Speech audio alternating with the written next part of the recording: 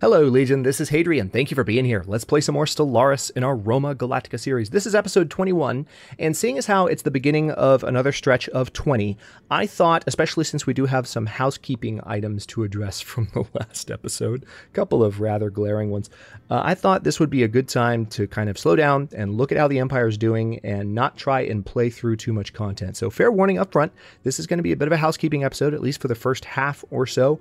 We're going to do some ship designing. I tried to do it off screen, but then I got through about half of it. I was like, why am I not doing this on camera? Like, why am I not recording? It just seems silly. Like, I want you guys to see what I'm doing, and that way those of you who are still learning the game can learn more, and those of you who can still provide good advice can kind of see what my thought process is so far. And of course, there's a little bit of playstyle difference mixed in as well. But even before we get to ship designing, we're going to take a look at a particular planet that I received a lot of comments about. But in general, this episode is going to be about kind of looking around the Empire, maybe keeping the game paused and seeing where there are opportunities to make things more efficient and to min-max just a little bit. Again, I am not the biggest min-maxer on the face of the planet. I do not live to minimize every possible input to maximize every output. That level of micromanagement usually is not my thing, but I think it's good in a game like Stellaris to stop every once in a while and just take a breath and kind of see how things are. So those of you who maybe have felt like we're cruising through a lot of progress over the last couple of episodes, this episode is for you. So we are looking at Ubskyki Ignis, our brand new core colony. And I was so excited last episode to earn the favor of, which faction was it? I think it was the Academy of Research. I can't see their full name, but it's these guys. They wanted machine love. Yeah, there we go. We got machine love because we built 6 droids. But I was so excited to build those 6 droids that I just sort of slapped them across the surface of Ubskyki Ignis without really thinking in terms of, hey, Hadrian, where the hell are you putting those droids? Because droids are not, as you can see from the red numbers, they're not good at producing unity. They're not good at producing research. They're fine. And they're also not good with energy, by the way. There's no droids attempting to work in Energy Tower right now. But you want to have them on food or minerals. That's it. So I'm going to go ahead and, in as many places I can find, I'm just going to swap these around to where there's no longer an issue. Okay, we have one more here. Let's go ahead and swap. And I think that's good. Now this pop, of course, still has some growing to do. Let's go ahead and build an energy grid there so that once he comes online, there will be something to boost the entire energy output of the planet. That's something worth getting excited about. So that's housekeeping item number 1. And now to dive in to housekeeping item number 2. In my excitement to upgrade my ships, I didn't actually save any of the designs that I was making. But that gives me the opportunity to go back in, tweak things again, and also maybe think in terms of diversifying the weapons that are on some of the ships. Okay, so I'm going to be very deliberate here. I'm going to put some genuine thought into each ship. I am still looking for advice from you guys. This kind of reminds me of the old Lord of the Scots days in Crusader Kings 2. For those of you who are not familiar with that series, Crusader Kings 2 and especially EU4, but both really, they're complex games. And when I started my first CK2 series on the channel, and still my only CK2 series on the channel for now, I still wasn't feeling like I completely understood everything, which is a common thing in Paradox games, right? So I went ahead and said, tell you what, I'm going to do a Let's Play, but I'm going to let you know up front that I'm still learning a lot. And this aspect of Stellaris, the ship designer, I feel very much like we're playing Lord of the Scots again. And that means that I appreciate those of you who come in, and even some of the people who were commenting on Lord of the Scots have come back to comment on the Stellaris series now, which I really appreciate and was excited to see.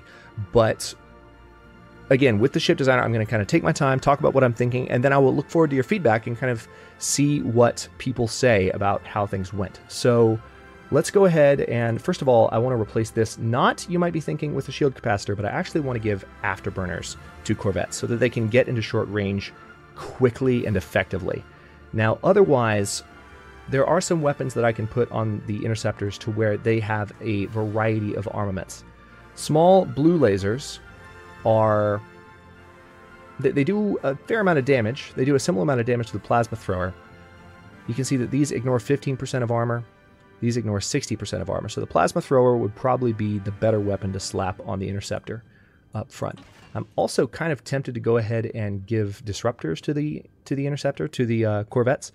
But the thing is, I want them to have raw firing power, and the disruptor is not a very damaging weapon. So right now we're looking at plasma throwers, which ignore 60% of armor, and they don't do a lot of damage to shields because the plasma hits the shields and the shields irradiate it, or however you might call it. However, the Gauss cannons do damage to shields. So between the two, that might make the Corvette a little bit more of a balanced addition to the arsenal. Now, the only other problem with this is that we're now at -2 power. So, damn, that's actually kind of disappointing. We can't do anything power-wise to fix it. We can reduce the shields on the Corvette. I really don't like that idea, though. I almost would kind of rather... I don't like this, but let's go with that. Oh, it actually balances it out perfectly to where we're at 0 power, which I believe results in some bonuses. You guys can let me know, because again, still learning the ship designer. Played lots of Stellaris, but have never delved deeply into this. You guys might remember my rant from the Atlas episode. For that exact reason. There were just things that didn't quite intuitively make sense to me, and as long as it worked all right without it, I was content to play the game. So that's that. Didn't mean to close it. Let's go ahead and go to the Justinian class destroyer now. One piece of advice that I've received a lot is that on the smaller ships, you want to err on the side of more shields, and on the larger ships, you want to err on the side of more armor. And if I were to just search through my comments on the channel, I could search for armor and just get a ton of good feedback about that particular point. So I really appreciate those of you who have taken the time to leave that feedback. It's been really, really useful. Let me, I kind of want the armor to be in the medium slots and the power to be over here, if at all possible. Let's see if we can let's see what we can get away with antimatter. Ooh, wow. Wow, that doesn't work well at all. Okay, so maybe we need one medium antimatter reactor. Damn. That was not nearly as exciting as I thought it would be. Well, first of all, let's change the weaponry up here, because this is our picket ship, so this is point defense mainly. I kind of am okay with this being just as it is. I like the idea of it just being a Gauss cannon ship, so I think I will actually leave those weapons as they are, so that this thing just has a solid... It's kind of like a large version of Corvette, in a way. You know, it's just got a basic armament, not too much diversity in the way it's set up. And then we'll look at our other destroyer in a second. So let's see. I guess I do want to have two... There we go. That balances out a bit. Okay, interesting. Now if I remove that...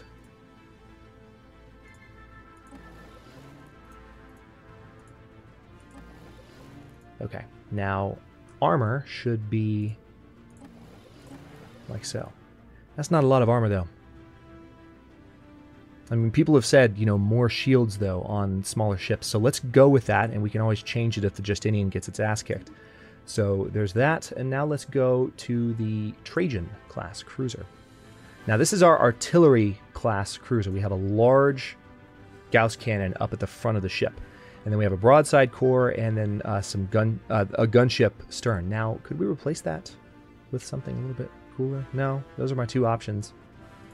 All right, let's stick with that, and we do want to add one shield capacitor here.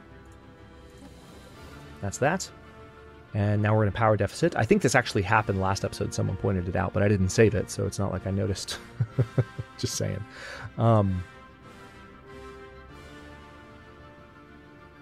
All right, well, let's change our weapons first. I like the idea of a large Gauss cannon up front. This ignores 30% of armor and does extra damage to shields. So large Gauss cannons shred both.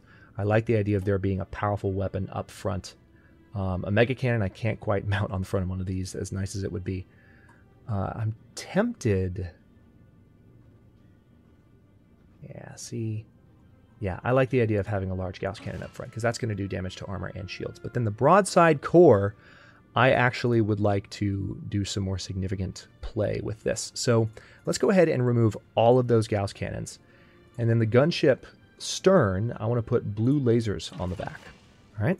And then we're going to have, let's see, could we have, actually, yeah, let's do, see, this thing would just shred through. I mean, the lasers give it a little bit of ability against shields. Or against armor, rather. Lasers are big against armor. And then plasma throwers are big against armor as well. So I could go for a disruptor and a plasma thrower, and this would be it would be a diverse ship. You know what? Let's try it. And again, we can roll it back if it doesn't work well. So the Trajan kind of has a mix of weaponry. Now, the Augustus, and did we... No, we didn't actually look at the Hadrian class yet, so let's have a look at this one. All right, so once again, we're going to put the shield capacitor in. We're going to have a mix of armor regeneration and... Actually, hold that thought. Save, but then let's go back to the Trajan. Am I happy with this balance for a cruiser? Yeah, I think I am. 2 shields, lots of armor. Okay. You guys let me know what you think, but... Okay, so we have medium shields here, and then... No, all right, so similar distribution of systems there. Now, the broadside stern has 1 medium Gauss cannon, which I'm okay with. Where is it? Where is the thing? Oh, there it is. So it's back here. The broadside bow, I kind of want to have something different on the front of this thing, since we have something else on the other. So not blue lasers, but how about a couple of... This would be... Yeah, let's do a couple of plasma throwers up front. And then the hangar core can stay as is. We will hopefully have better fighters soon. Now we have extra power, like a lot of extra power. So let's... Hang on, let's see about how we might be able to do better. Oh, no, we have a deficit now. Oh wow, that's a big power generation separation.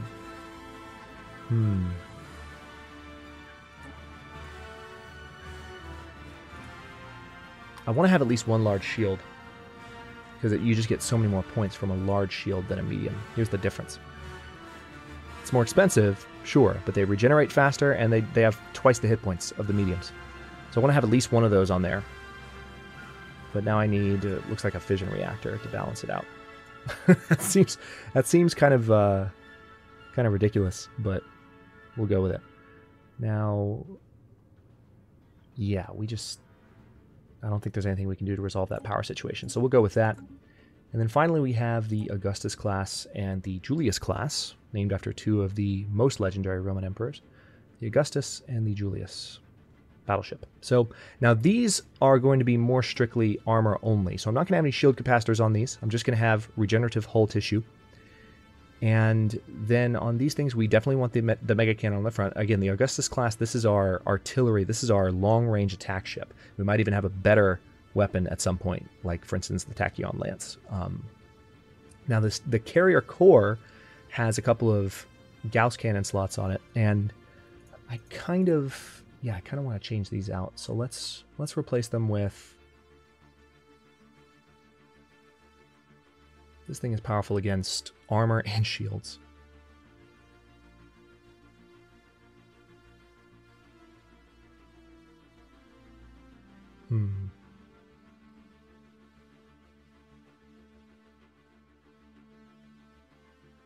Looks like the plasma thrower is going to be the superior weapon to have in the middle there.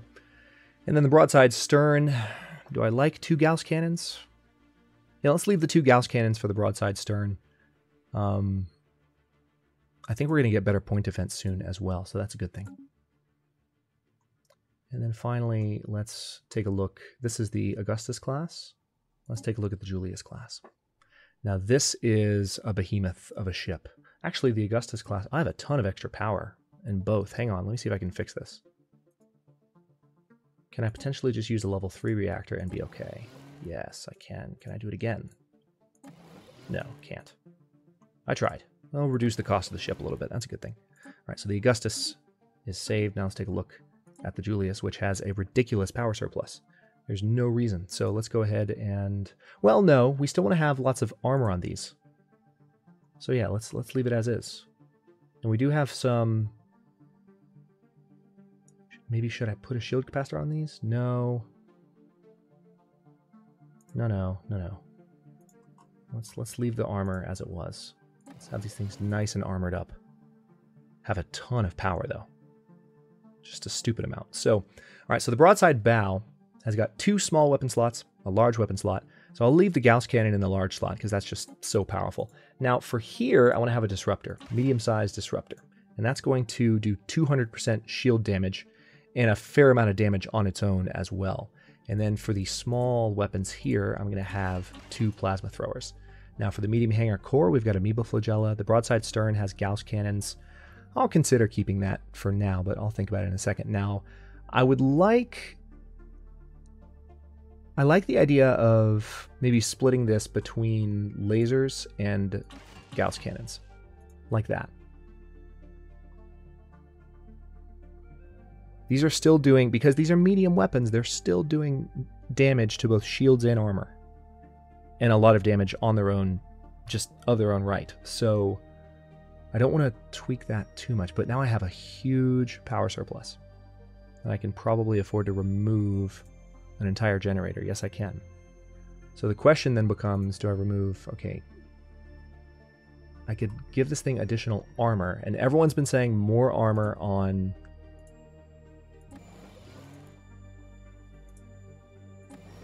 Okay, no.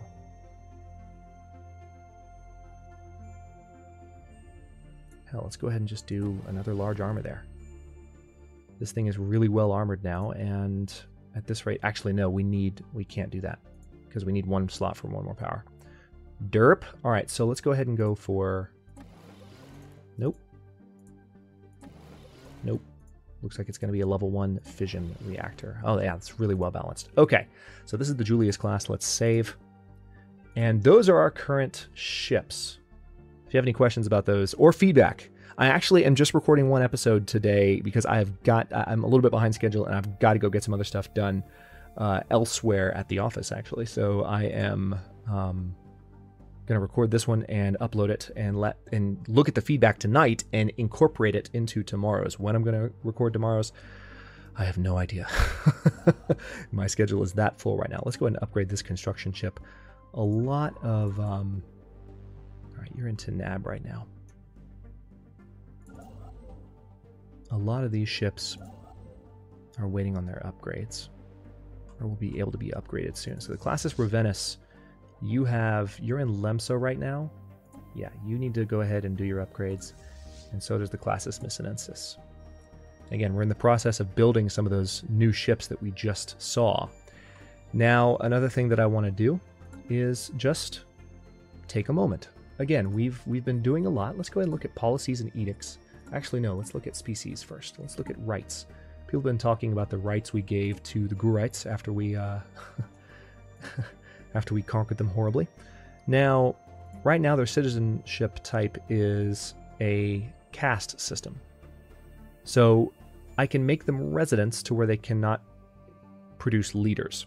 Now, the downside to this is that these guys are fantastic researchers, and I think one of them is actually on one of my science ships now. Let's have a look. Or possibly one of my main researchers. Did that not happen? I feel like it did.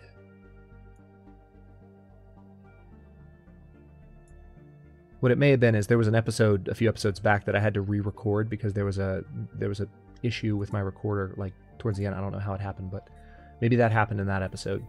That's been throwing me too because there was I had false memories of the game, like a divergent alternate timeline of things that happened. All right, so research-wise, we are working on barrier point defense. It's 10 months away. We're working on clearing the quicksand basins. That's going to be done in 7 months. And we have Guillermo Vasquez, our engineer, working on researching the Corps of Engineers, which is going to be done in just 32 months. So not too far off, and we still have a relatively large food surplus, such that it kind of makes me think about maybe going up to a larger food stockpile. Because our food surplus is only going to go up right now. I'll keep it as is for now, but if it keeps getting better and better... Alright, so we have unrestricted wars as our war philosophy right now. Now, our first contact protocol, I'm actually going to go ahead and set this to peaceful. I've had this set to aggressive from the beginning, but it's because I was mistaken about what this actually does. I was thinking that it was related to, and I was under this misapprehension for the entire time I've owned Stellaris. I was thinking that it related to how ships treat one another if they run into each other in the void, and no, nothing had ever happened to actually test that, but I had just been proceeding from that assumption, and that's not the way it is. I remember several episodes back being like, man, why are all of our conversation options with these new empires. Why are they so aggressive? Why are they so mean? This is why. They influence the things you can say to initial empires. You can still be authoritarian in your response, but we're definitely going to do that. All right, so artificial intelligence is currently set to servitude. This is a new policy because we didn't have artificial intelligence at the beginning. Core world's population, I kind of want to have just citizens and slaves, but that might upset some of our factions. Let's have a look and see if setting the first contact protocol to something else helped with any of our...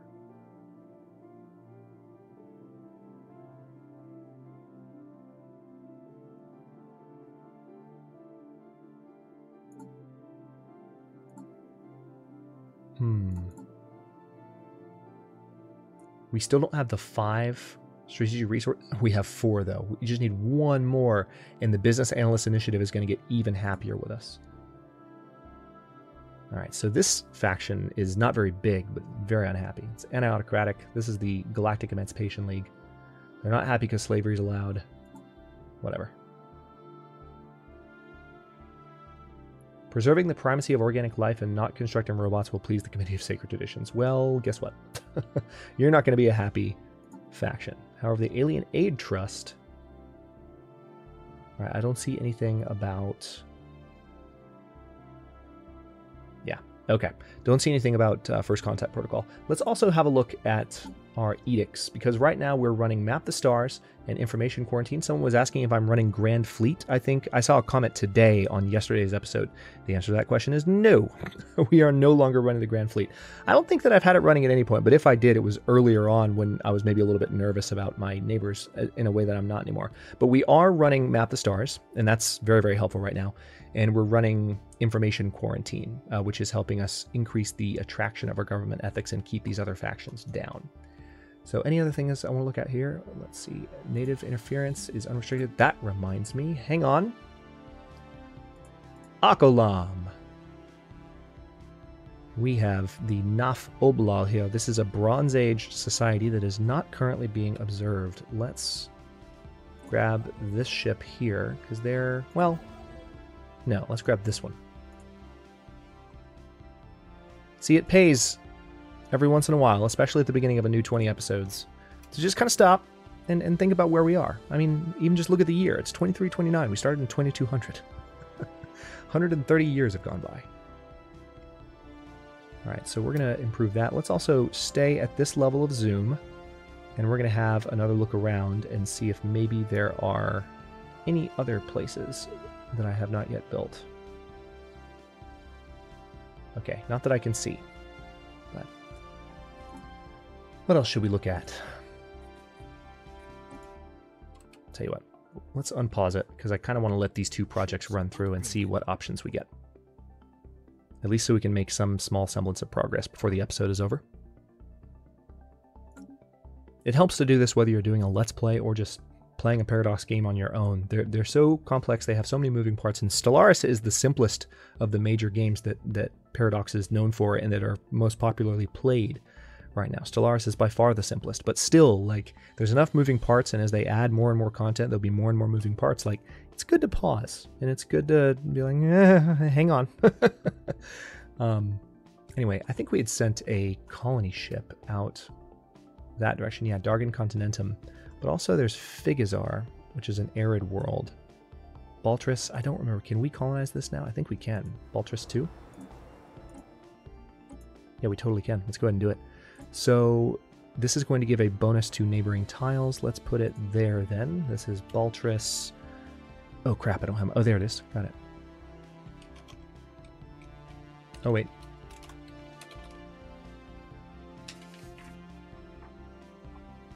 Okay, it's an ES. Good. There we go. All right, so we've got that colony underway. Is there another one? Hopefully, Alpha Centauri has a desert world, but I think I looked at this one before, right? And we're seeing green here because of, yeah, this has the habitability problem. So yeah, that's going to be a no. Balawar, we're going to be ready to take on the Animatic Fortress. I did watch the guide. I have watched it, so I know what I need to do there, but we don't quite have the fleet strength just yet. We're still in the process of building those ships. So let's unpause real quick and let let the game do some stuff. Oh, wait. Bruno Rossi has died. This is one of our sector leaders. Let's take a look at sector management.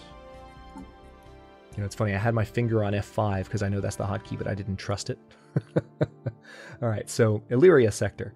Now, someone had pointed out to me, you know, be careful with your sectors. Don't make too many or it's going to be tough having a governor for every one. Just because there are so many of you who are watching me play Stellaris for the first time, I don't actually normally play with this many. Yeah, let's go ahead and go with Ali Yakuza in here. Reduce building costs. I don't normally play with this many sector governors. I don't. This is just me kind of experimenting to see what can happen. Now, it looks like Magna Graecia is doing pretty well nowadays. Just seeing how much my income changes when I change their income. Mineral income goes up by 20. Power, not so much. Illyria is also doing well. This goes up by another 14.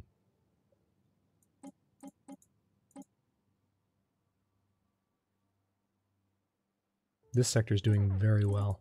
Oh, that is the maximum tax. I thought you could fill the bar all the way up, but you can't. All right, so we still want low taxes here because we want this sector to grow.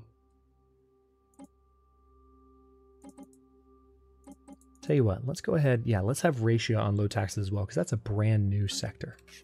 But yeah, I do want to go ahead and let these two projects run through. System survey complete. How are we doing compared to the Tendrakians?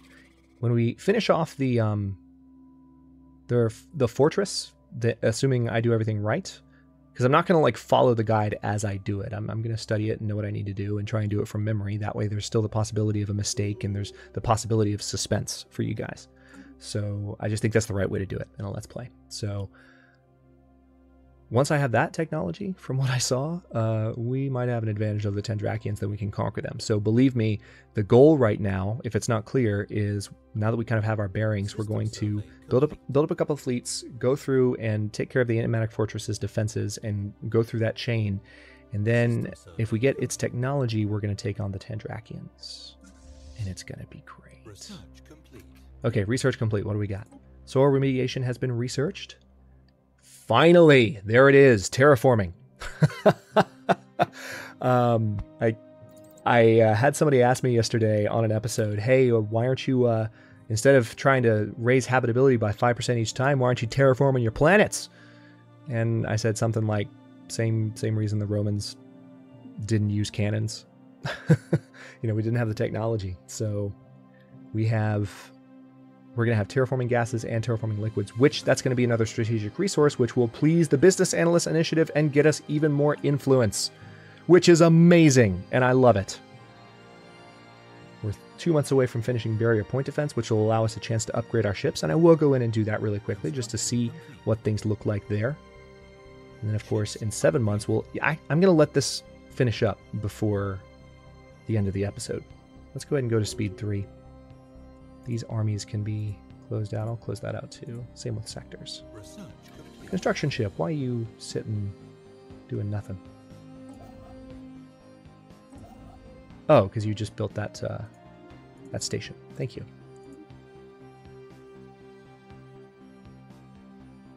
Okay, that is within our space. So let's go ahead and colonize that. Now, did I hear research complete? Yes, I did. Physics research is complete. We can go for assist research, which we really need assist research. 0-point reactor. Ooh, that's expensive though. It's going to take a while, whereas this project will be done very soon. Let's go ahead and research that so we can have that down. And now that we have access to some new technology, let's actually implement it on our new ships. Exciting stuff. So this is new point defense technology. So it's not going to apply to all of our ships, but it will apply to the Justinian, which, as you can see, has already been auto-upgraded. Very nice. I don't have to change anything. This will now do a little bit of... this will do increased damage to incoming projectiles and incoming missiles in particular. So this is the Justinian, and then the Tiberius does not have point defense, so we're just going to save that as is. Awesome. So we had an auto upgrade happen here as well. It looks like I might still be able to reduce... Yeah, let's go ahead and step down to a level 2 reactor there, and then that becomes much better. And then the Trajan itself has some extra power, so let's see about fixing that. Yep, fixed. Did the same thing happen to any of the lower class ships? Yeah, actually, there's a lot of extra power here. I don't even need that reactor. So, is there enough room for more shields? There is. Nice. Tiberius class destroyer, you get more shields. Congratulations. You get a good bit more shields. Excellent. So, that's that. I wonder how that happened. That must have been a mistake when I was designing it in the front of the episode, because that just seems like I didn't balance things out well. Okay, so yeah, anyway, that's set. And let's go ahead and save. And then we have the Hadrian class cruiser, which does have that point defense as well. Power is perfectly balanced, which we already looked at that one, I guess. Trajan class is good. Augustus class. Could I possibly negotiate some extra? Yes, I can. Awesome. So that downgrade will make that ship a little bit cheaper. And on that note, I will go ahead and cut this housekeeping episode here. Hopefully that was good for you guys to take a second to look around how the Empire's doing. This colony ship is on its way to Figazar right now, and I believe we have another colony ship being built on Earth.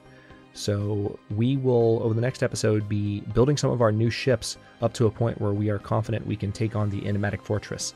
I'm going to go for a fleet strength of maybe about... Before I attack the Enigmatic Fortress, I want at least 40k. Based on some of the stuff I saw, you want around 30k. I want 40, maybe even 50, depending on how our weapons are shaping up. So again, we're just going to build more ships. We still have a little bit more naval capacity.